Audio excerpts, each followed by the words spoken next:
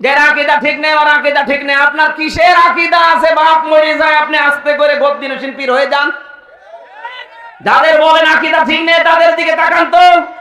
জীবনে যদি এই দলের ভেতরে আপনি একটা প্রমাণ দেখাতে পারেন যে কেউ পদ চেয়ে নিয়েছে, আমি জীবনের মতো মাহফিল বন্ধ করে দেবো। বলেন। এরকম দরবারের ব্যবসায় যারা আছে, বাবা মরে গেলে আস্তে করে চেয়ারে বসে উনি গদ্দিনশীল পীর, ওটা গদ্দিনশীল শয়তান। পীরের দরবার আমার নিয়ে গেছে এক বড় ভাই, মেজাজ গেল খারাপ হয়ে, আমার বলছে হুজুর শিরিক এ বিষয়ে কথা বলেন। ওইটা দেখে দেখে যখন আরম্ভ করেছি, পীর সাহেব ওখান থেকে চিল্লাচ্ছে, ওরে তাড়াতাড়ি নামা, আমার দরবার গেল। তোর দরবার আজকে তুলে দিয়ে যাব।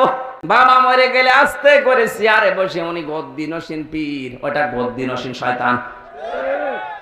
কোথায় পেয়েছেন এটা নিয়ম নীতি?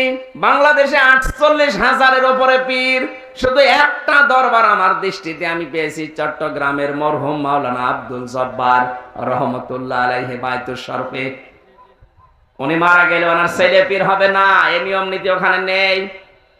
ওনার পরে শাহ মাওলানা কুতুবউদ্দিন রহমতুল্লাহ আলাইহি ছিলেন ওই দরবারের দায়িত্বে। আমরা চাই ইসলাম এইরকম নিতে।